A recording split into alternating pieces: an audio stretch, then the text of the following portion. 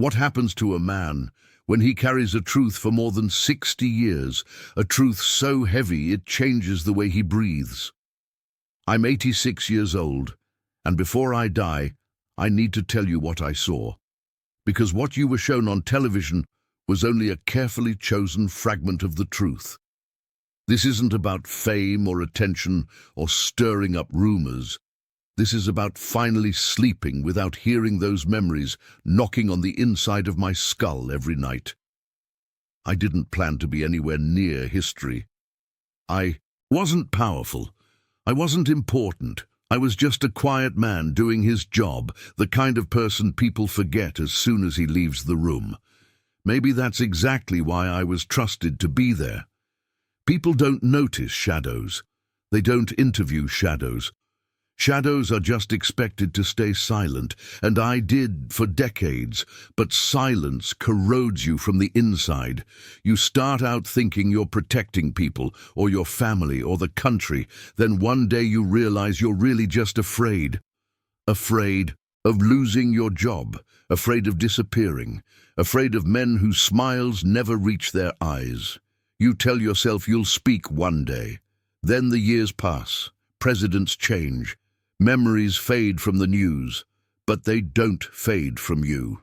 I was in the room when it happened, not outside, not watching from a crowd, but close enough to hear the shift in voices, the rush of footsteps, the tone that fills a space when everyone suddenly understands that nothing will ever be the same again. I remember the smell of the place. I remember the way grown men looked at each other without speaking. I remember orders being given in calm voices that didn't match what had just occurred. And I remember understanding in one sharp instant that the story the world would be told was already being stitched together while the shock was still fresh on people's faces. For years I convinced myself none of this mattered. That history belongs to those in charge of telling it. But guilt is patient. It waits. It grows old with you, and when your hands start to shake and your friends are gone and you feel the clock ticking louder each morning, you realize there is nothing left to lose, except the truth you never shared. If you're still with me, then you're ready to hear what came next, what I saw, what I heard, and why it was never meant to reach you. If you're still listening, it means this story matters to you as much as it still haunts me. Before I continue, I want to ask you something important. Tell me in the comments what you think you know about that day, or even just write, "I'm listening, so I know you're here with me." Your voice helps this truth finally breathe after decades in the dark. Make sure you stay with me until the end, because the parts no one ever televised are the ones that will change how you see everything. If understanding the real story behind famous events matters to you, leave a like. It shows me this kind of truth deserves to be told. And if you don't want to miss what I reveal next, subscribe now, because what I'm about to say isn't easy to hear, and it isn't written in any history book. How does an ordinary man with no power, no fame, no title, end up standing inches away from the center of history? That question has followed me my entire life. The truth is simple and uncomfortable. I was there because I was invisible. I worked quietly, efficiently, the kind of worker who kept his head down and his mouth shut. In those days, that was exactly the sort of person certain offices like to keep nearby. You don't notice the man holding the door. You don't question the one carrying files. You don't remember the one standing against the wall. Back then, I worked long hours, the type of job that required clearance but not curiosity. I learned to listen without reacting, to follow instructions without asking why. That's what the era demanded, obedience wrapped in patriotism. I believed I was serving something larger than myself, and when you tell a young man that line often enough, he starts to accept silence as loyalty.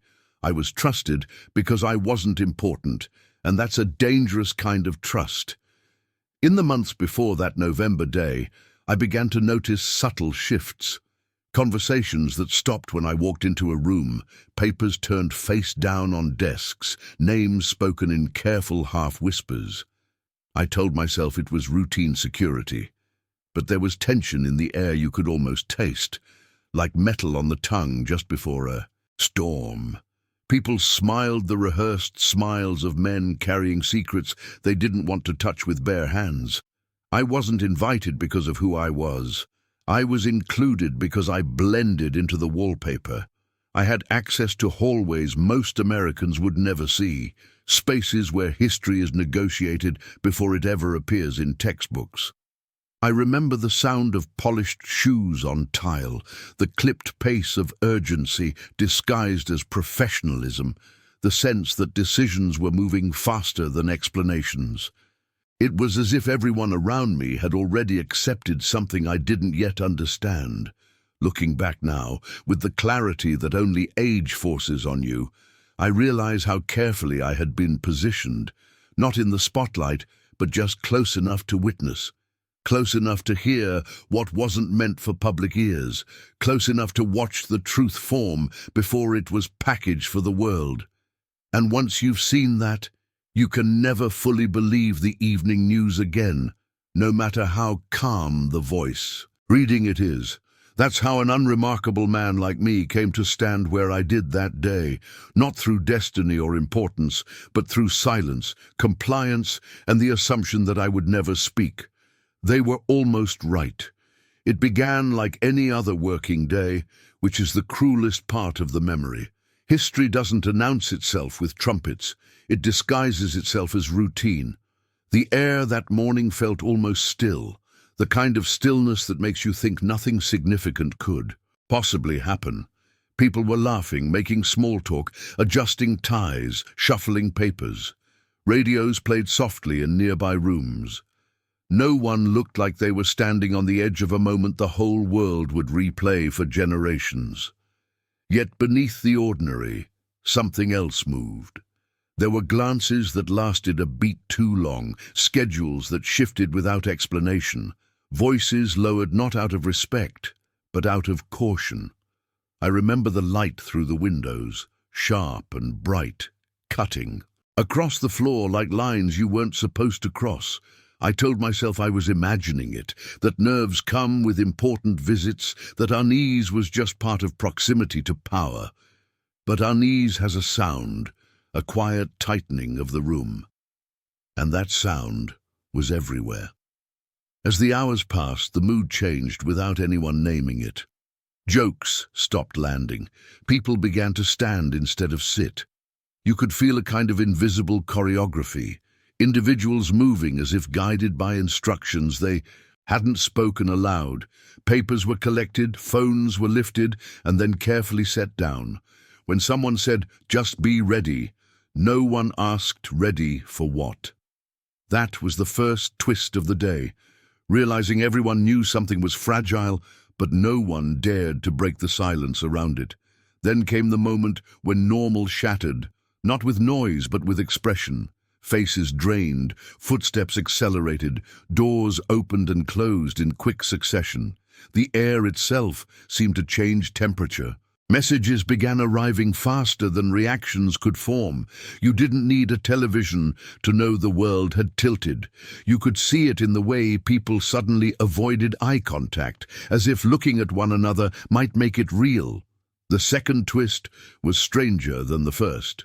Even before words were spoken, a story was already forming, and it was clear it would not be the whole one.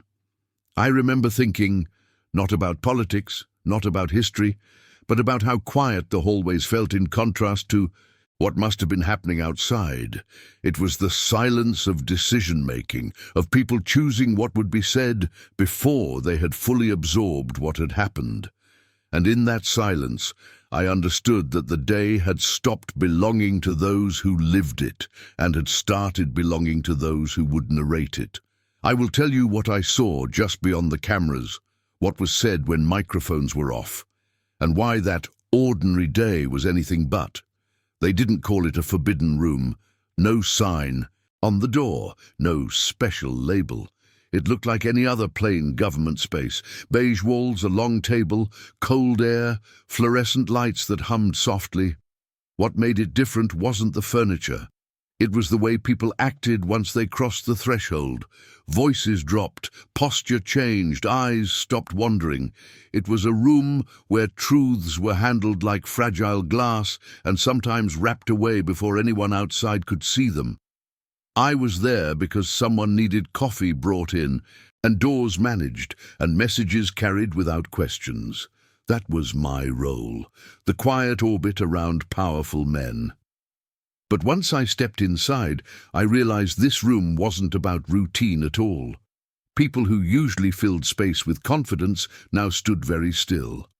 A radio whispered in the corner, no footage, just words, clipped and careful, describing what had just happened in Dallas. No one gasped, no one screamed. Instead, there was that strange, practiced calm that tells you people have rehearsed disasters long before they arrive.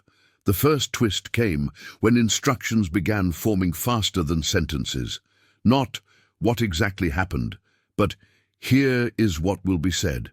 Phrases were tested, discarded, polished. Some details were repeated, others never spoken aloud again. I watched men who had built their careers on certainty suddenly become editors of reality, deciding what would be released and what would be sealed away. Papers appeared, then disappeared into folders I never saw. Again, a phone rang, was answered, and the answer was shorter than the call deserved. The second twist was quieter and more unsettling. It wasn't chaos. It was choreography.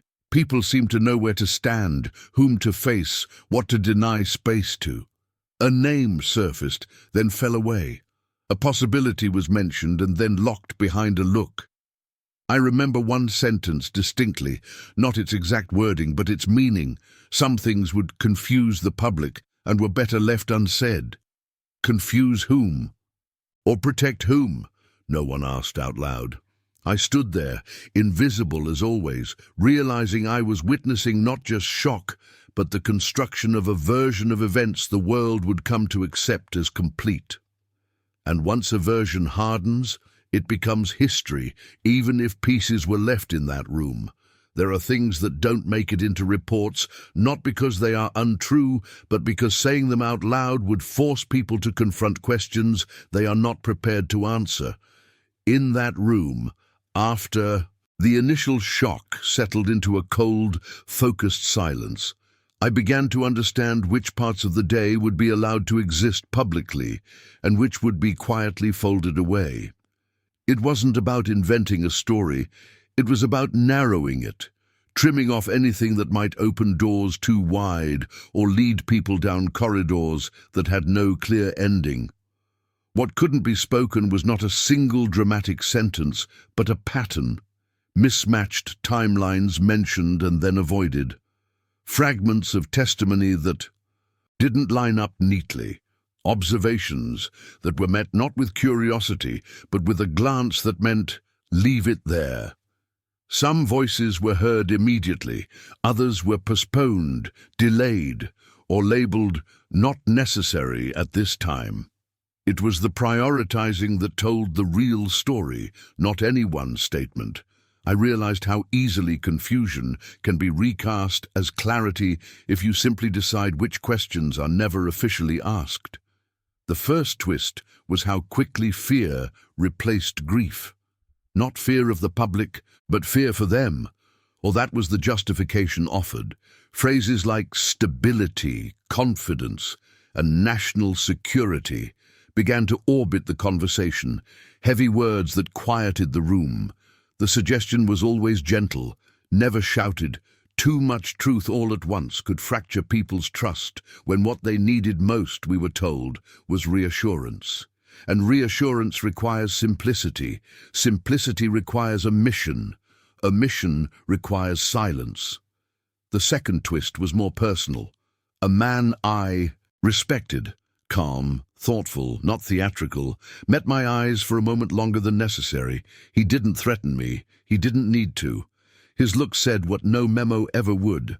Lives are made of jobs. Families, routines, and all of that can be shaken by speaking when it would be safer not to. You begin to understand that "don't repeat this" can sound almost like concern.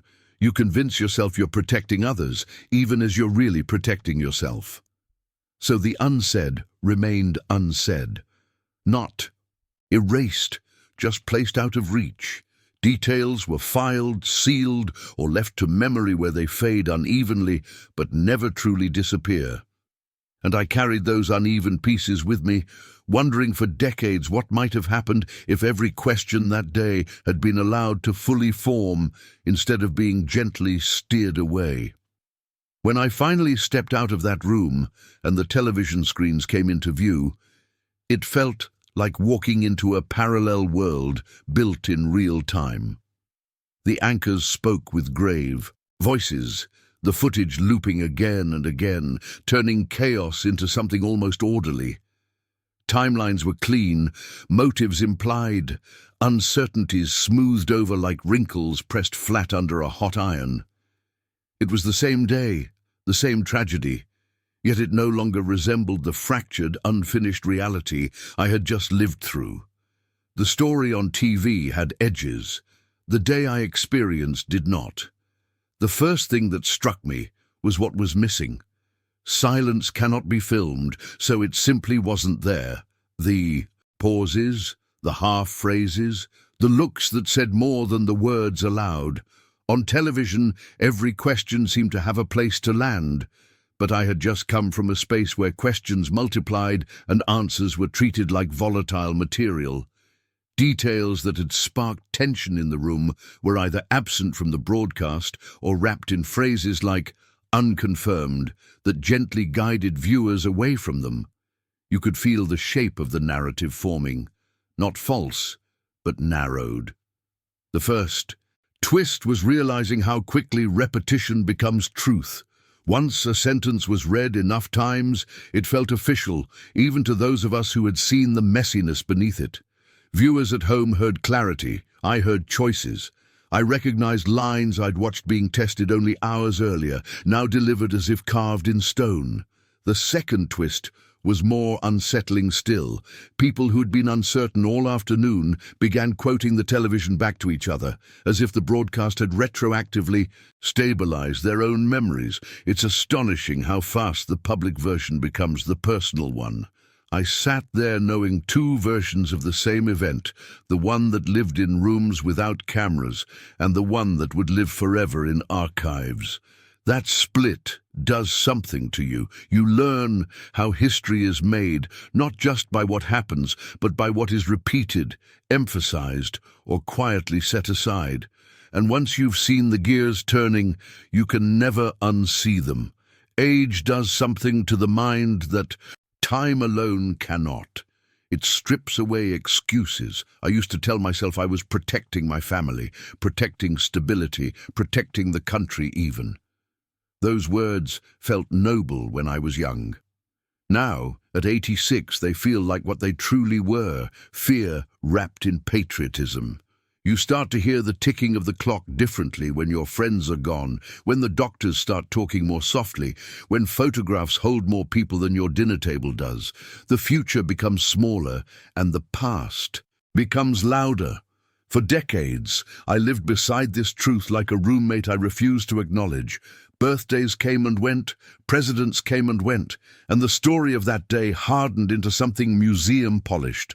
Meanwhile, my version remained human, imperfect, full of pauses and uncertainties, and the quiet knowledge that what the world accepted as complete had been shaped by choices in closed rooms.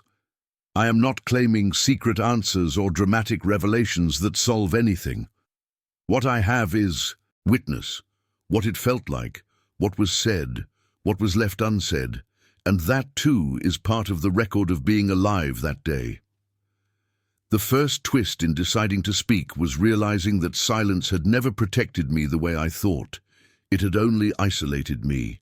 I carried the weight alone, replaying moments no one around me even knew existed inside my head. The second twist was gentler, understanding that telling the truth as I experienced it is no longer about consequences. It is about dignity, I'm not looking for arguments.